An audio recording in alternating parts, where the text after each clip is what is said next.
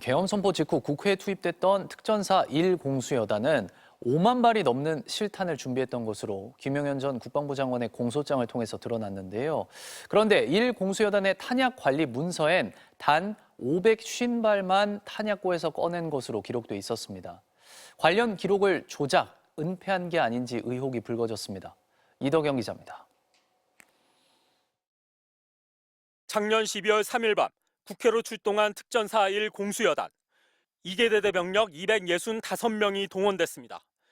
1 공수여단장은 언론 인터뷰에서 당시 자신의 지휘 차량에 실탄 550발을 실었고 더 이상의 실탄은 없었다고 말했습니다.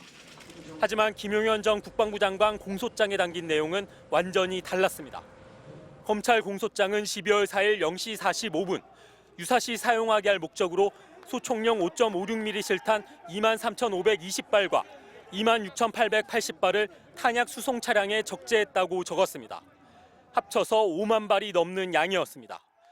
MBC가 입수한 1 공수여단의 탄약고 재원 카드입니다.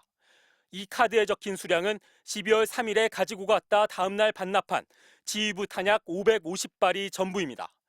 나머지 5만 발의 행방은 공식 문서엔 남아있지 않습니다.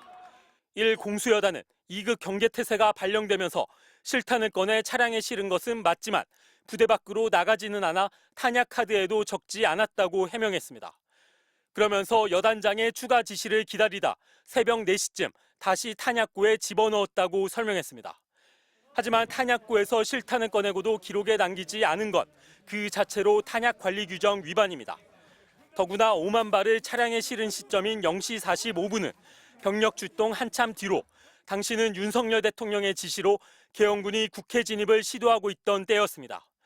어려움을 겪고 있던 국회 장악을 위해 실탄을 추가로 준비한 것이 문제될 것을 우려해 기록을 조작했거나 은폐했을 가능성을 배제할 수 없는 겁니다.